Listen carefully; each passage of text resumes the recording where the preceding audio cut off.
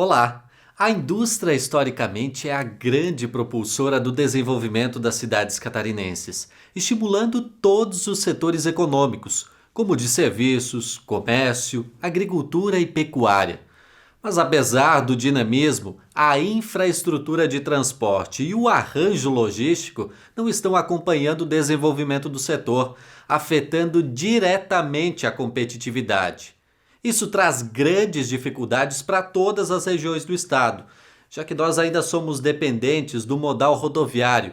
No programa especial de hoje, vamos mostrar a importância da intermodalidade para o crescimento. Projetos, visões diferentes, os principais gargalos. Começamos entendendo um pouco da nossa malha ferroviária.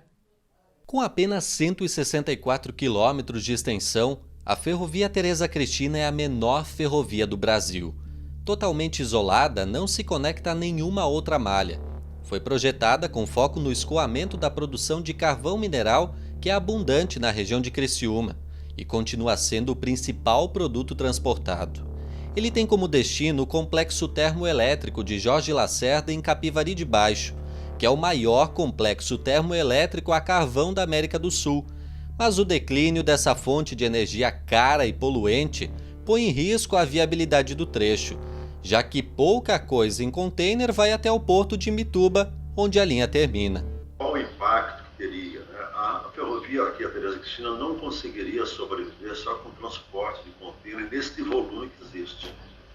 E o risco muito grande é que nós temos um complexo termoelétrico desativado e provavelmente uma ferrovia desativada.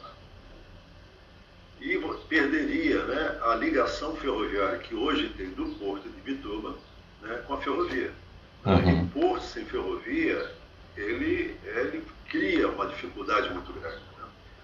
Porque os dois modais são modais de grande escala. Então, o navio, quando ele vem com muita carga, e o trem também anda com muita carga. Então, a melhor forma, o melhor casamento que existe, você pegar no mundo inteiro, é porto com ferrovia ou ferrovia com porto.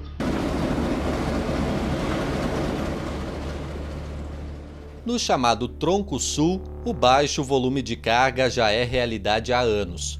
Entre Mafra e Lages, há uma pequena movimentação de combustível. Por falta de terminais de carga, a movimentação caiu, já que não tinha como abastecer os vagões. A empresa Rumo, concessionária da ferrovia, diz que no ano passado substituiu 10 quilômetros de trilhos.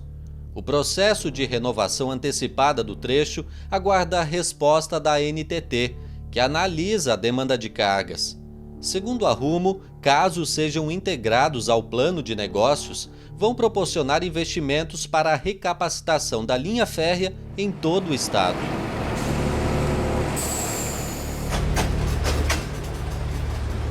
Já em outra ferrovia, o que desafia mesmo é o relevo acentuado.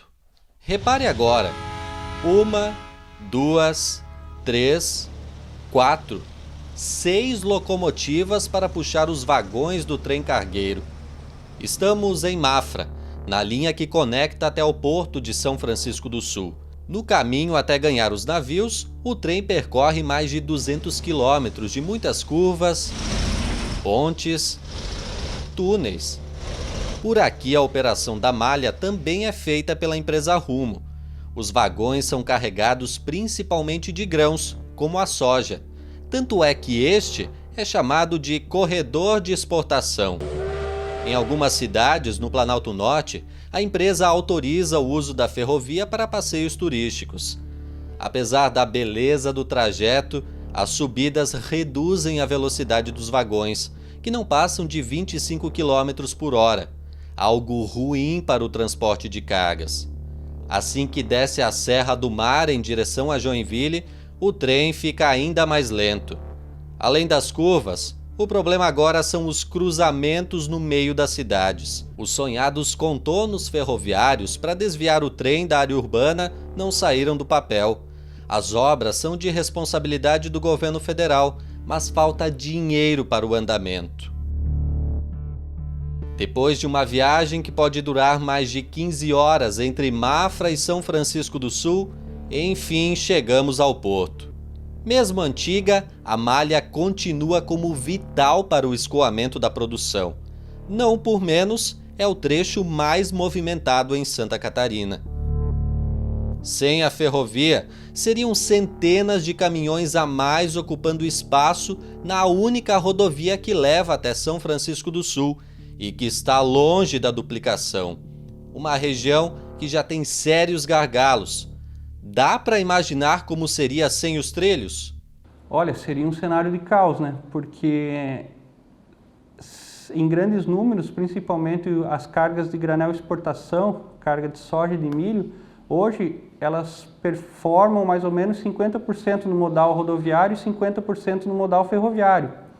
Então esse dado ele é autoexplicativo, né? Se você retirar 50%, a movimentação que foi no primeiro semestre de 1,5 milhão, de 3 milhões de toneladas, cairia para 1,5 milhão de toneladas. Então, só isso já indica o quão impactante que seria a falta de um desses modais, né? Hoje, o principal acesso rodoviário ao Porto de São Francisco do Sul é por pista simples, unindo o trânsito pesado, fluxo local e ainda o movimento de turistas na temporada. Fatores que pesam também no acesso ao Porto de Itapoá, vizinho a São Francisco do Sul. No nosso caso, da 101 até Itapoá, nós estamos falando da SC 416 e 417, que certamente já se faz necessária a duplicação. Para quem transitou na rodovia, você disse que recentemente passou por lá, né?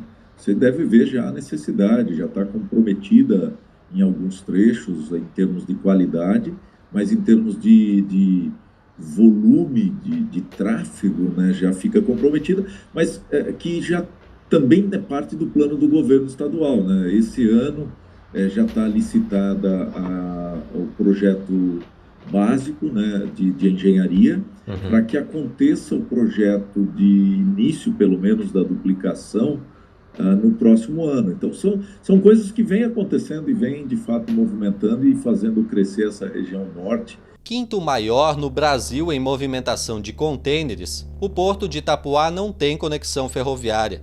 Depende exclusivamente da rodovia para o escoamento. Diferente de Paranaguá, distante a menos de 200 quilômetros e que recebe cargas de outras regiões do estado. Muitas cargas frigorificadas do oeste, tanto catarinense como o oeste paranaense, o escoamento se dá através do Porto de Paranaguá, né? Isso acaba não sendo uma opção, exceto se o custo logístico total, utilizando rodovia, viabilizar essa carga para outros terminais, no caso em Santa Catarina, né? Então, essa é uma dificuldade, sem dúvida. Muito dessas cargas, né, do oeste acabam indo para Paranaguá. Teria um potencial de vir para Santa Catarina, para os portos nossos aqui do estado, sem dúvida nenhuma.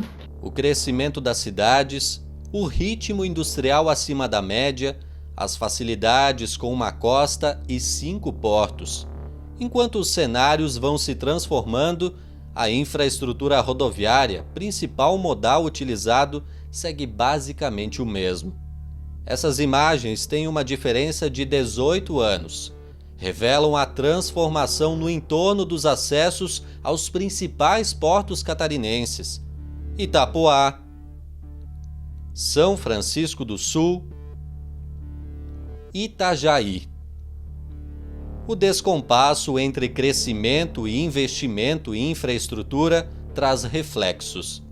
Segundo um estudo da Fiesc, além do comprometimento dos eixos transversais, como a rodovia que liga ao porto de Itapoá, o eixo litorâneo, que é duplicado, também já não comporta mais a demanda. Uma metodologia analisou a capacidade da BR-101 e apontou que alguns trechos estão no nível F, o pior de comprometimento. Ao perder mais tempo na estrada, o custo da viagem sobe.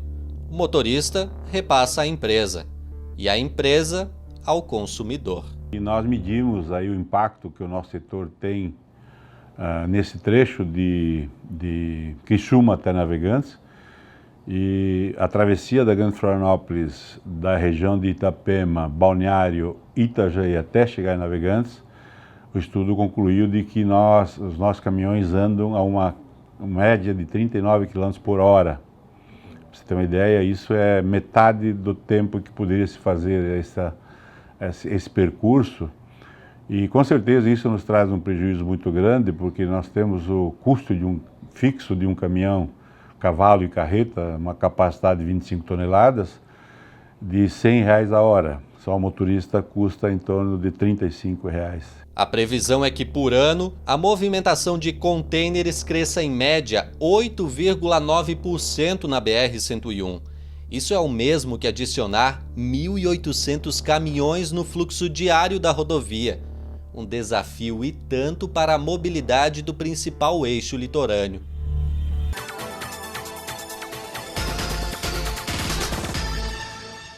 Estamos de volta. No bloco anterior, você viu trechos ferroviários com realidades diferentes aqui no estado. Uma linha forte em movimentar grãos, outras que lutam para manter um mínimo de carga. Infelizmente, o modal ferroviário é ainda pouco utilizado no Brasil. Diferente de outros países de mesmo porte, somos ainda muito dependentes das rodovias. Que dirá a Rússia, que tem mais de 80% do transporte concentrado no modal ferroviário. Nos Estados Unidos, por exemplo, são 293 mil quilômetros de malha, enquanto o Brasil tem apenas 10% dessa extensão em ferrovias. Por lá, locomotivas potentes em linhas robustas e conectadas entre si, um fluxo capaz de atender demandas do mercado interno, transporte de passageiros e, principalmente, movimentar cargas para aliviar o tráfego nas estradas. Para se ter uma ideia, em uma única viagem pela ferrovia é possível movimentar cerca de 8.000 toneladas, enquanto pela rodovia um caminhão transporta cerca de 35 toneladas. Isso é o equivalente a retirar de circulação mais de 200 caminhões. E olha que esse comparativo é baseado na nossa realidade ferroviária, como explica esse coordenador do Grupo de Logística Agroindustrial da USP de São Paulo. Então, normalmente, a ferrovia ela apresenta uma vantagem em relação aí ao custo logístico rodoviário. Ela é mais barata, tá, do que o transporte rodoviário para as médias e longas distâncias. Né? Quanto mais barato? Por volta aí de 30% a 40% mais barato do que o transporte de caminhões para as longas distâncias. Além disso, a ferrovia ela apresenta aí uma eficiência energética muito maior do que o caminhão, né? Então, isso acaba trazendo um efeito ambiental importante. Emite-se muito menos, né, na ferrovia, né, de gases de efeito estufa, né, e demais poluentes do que o transporte por caminhão, né? Hoje, o custo logístico em nossa indústria consome 14% de cada real faturado, muito acima do mercado internacional, estimado em 8%. O governo projeta que, para atingir os índices de escoamento ideal, seja necessário que o setor ferroviário represente 30% da matriz. A Fiesc defende que Santa Catarina seja inserida no Plano Nacional de Logística. A entidade sugere a construção de novos corredores ferroviários no estado. Um deles é o corredor leste-oeste. Com enorme densidade e diversidade industrial, o oeste demanda insumos e despacha mercadorias de alto valor agregado aos portos, principalmente de Itajaí, que movimenta contêineres. Um eixo, segundo a Fiesc, que atenderia não só o agro, mas toda a indústria da região que precisa de soluções logísticas. A outra ferrovia é o corredor litorâneo, desde a Tereza Cristina até o porto de Itapoá. Se você analisar os mais importantes portos do mundo, e mesmo da América Latina, nós não percebemos um porto sem a conexão ferroviária, sem a multimodalidade. Isso é importantíssimo.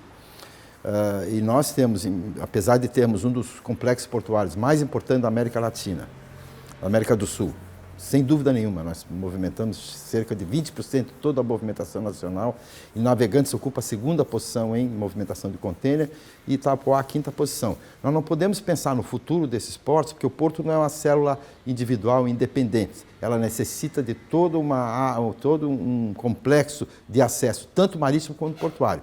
Em Santa Catarina, nós não precisamos de uma ferrovia, que é muito diferente do Brasil, para levar o grão para o porto. Nós precisamos de uma ferrovia que possibilite suprir esse grão à nossa indústria, que vai fazer todo o preparo desse produto e exportar o seu produto acabado, tanto para o mercado externo quanto para o mercado internacional. Então, essa é a visão. Nós temos que ter uma visão de suprimento e distribuição. Por quê? Por sermos um estado industrial, por termos uma indústria pulverizada e diversificada, a logística é muito mais complexa do que simplesmente colocar o minério de ferro ou a soja ou o milho e levar para um porto. A bem verdade é que não existe melhor modal logístico. Todos são complementares e devem ser utilizados de forma integrada, dando opções para que empresas escolham seus produtos de forma competitiva. O Estado estuda, ainda que lentamente, algumas alternativas para melhorar a logística no eixo litorâneo. Lançou o edital para contratar a empresa que vai fazer o projeto de viabilidade da Ferrovia Leste-Oeste.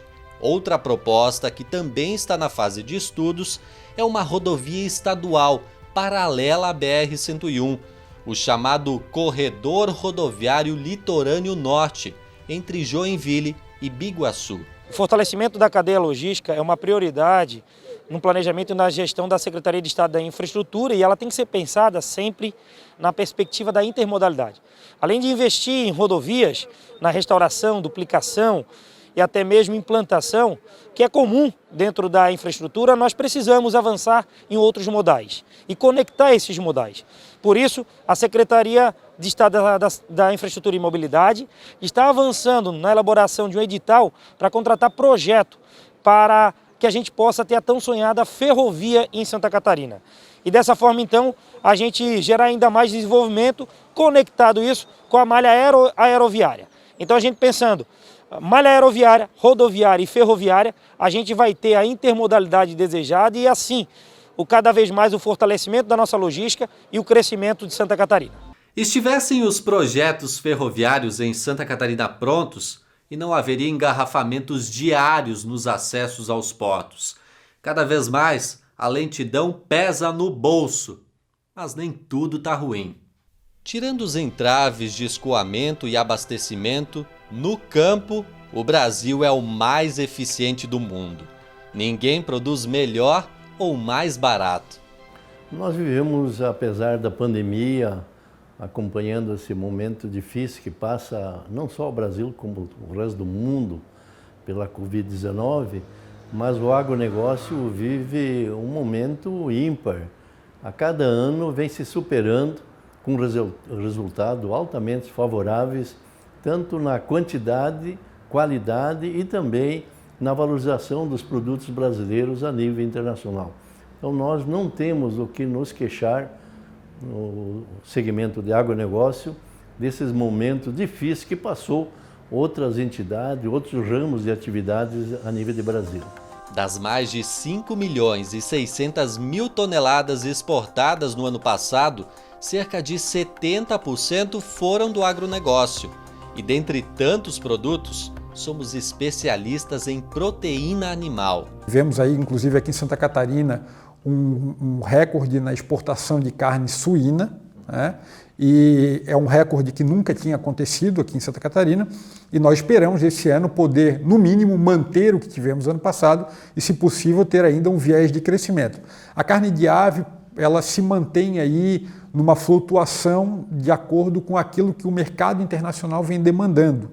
Nós percebemos aí algum recuo no ano passado, mas ainda assim tivemos um crescimento. E ao que nos parece, podemos ter isso também para o ano de 2021, se os fatores que orbitam ao redor aí da questão da produção em si puderem ser mantidos. Um desses fatores é justamente ter alimento para a produção animal. Santa Catarina é um grande dependente de milho. O estado produz cerca de 2.200.000 toneladas, mas consome mais de 7,5 milhões.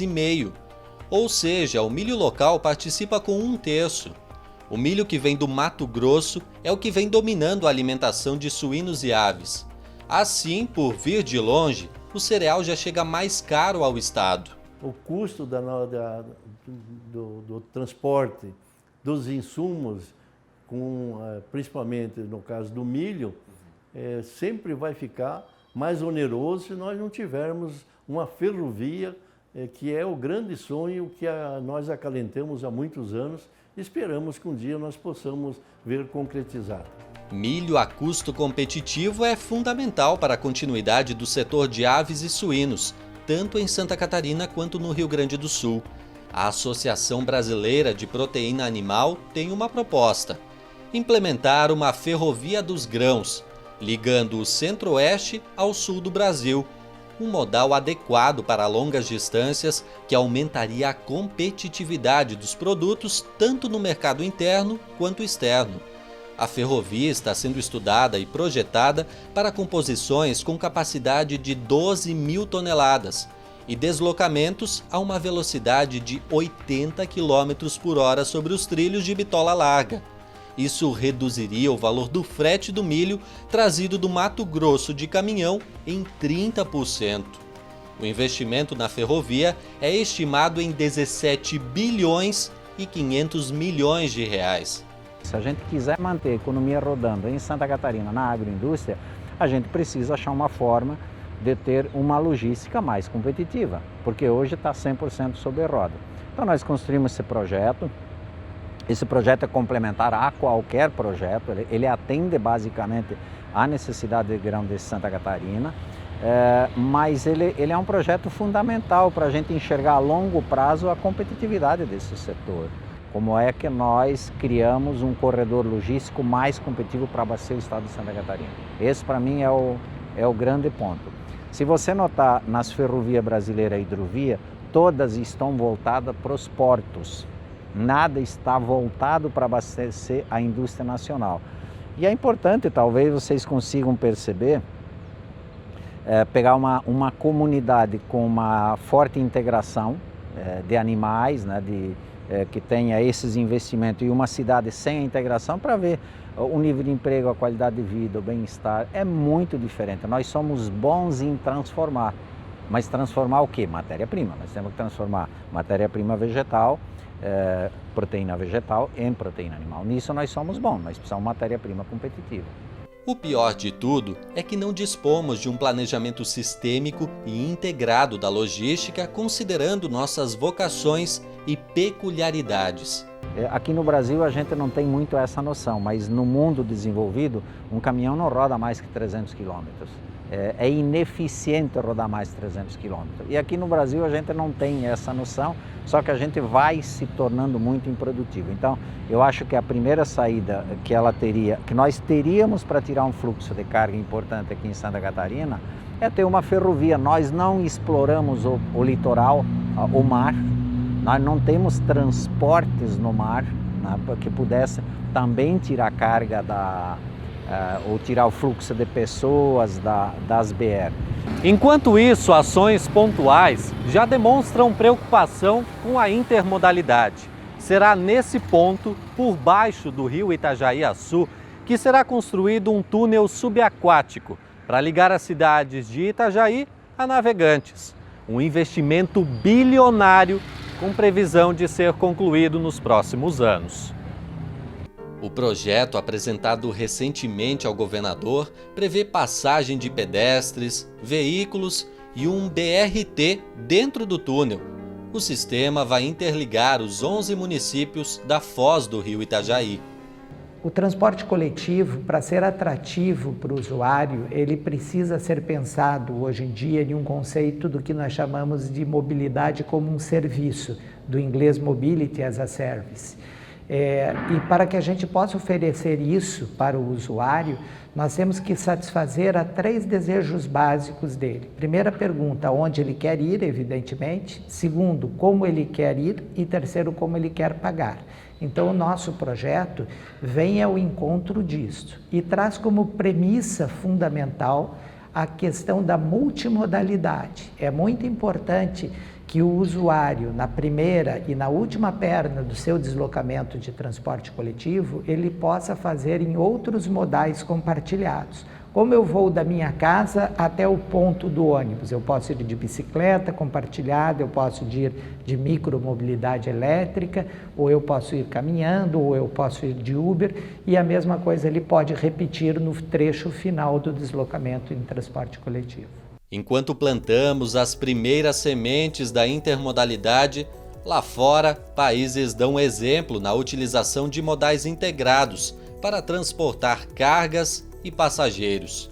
Por aqui, continuamos a crescer sem um planejamento sistêmico, capaz de levar em conta nossas particularidades e vocações. Quem sabe um dia, coloquemos de uma vez por todas o nosso presente nos trilhos. Se gostou do nosso programa? Pode acompanhar ele na íntegra, além de outras reportagens do segmento portuário. Basta acessar o nosso portal, o ND+. Em breve, a gente se encontra. Obrigado pela sua companhia e um ótimo domingo para você. Tchau!